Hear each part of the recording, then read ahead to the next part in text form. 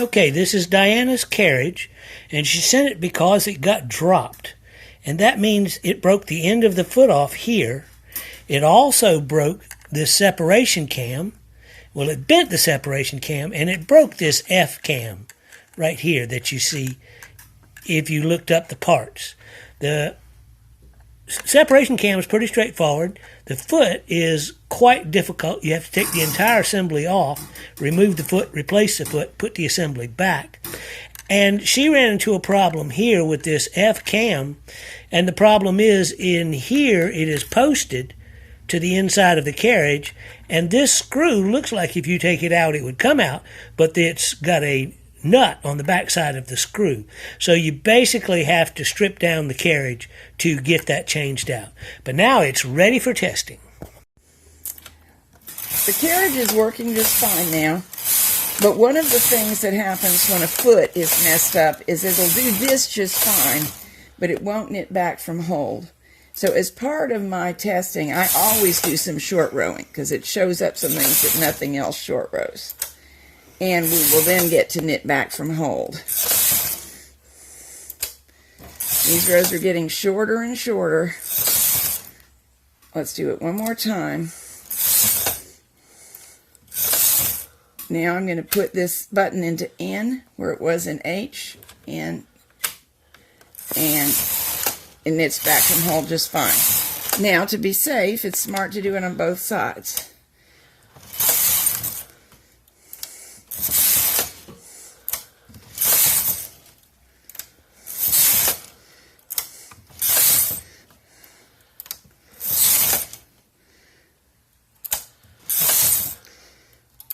Little teeny short row there, and go back to N, and they knitted back. So that shows me that my feet are now working properly and correctly positioned.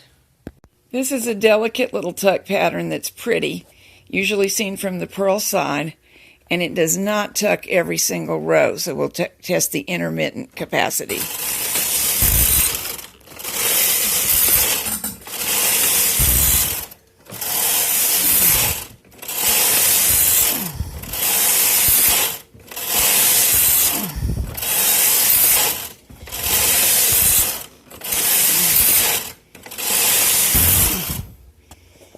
Doing just fine. This particular pattern also works as slip, so we'll just shift over and try it as a slip pattern.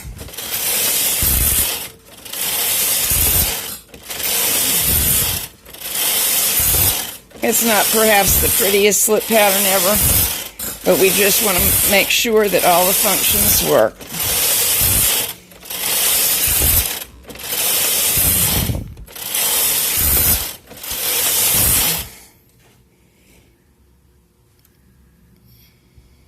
There it is. And here you can see where it changed from slip to tuck. It was tucking here, tucked the first part of this square, and changed to slip. As I said, it's a cute pattern for tuck, not so much for slip, but it's a good test to see if it repeats the pattern correctly. We're working with Fair Isle on the repaired carriage, using my sinker plate to make sure all is well because no sinker plate was sent along with this one. The work is already in progress.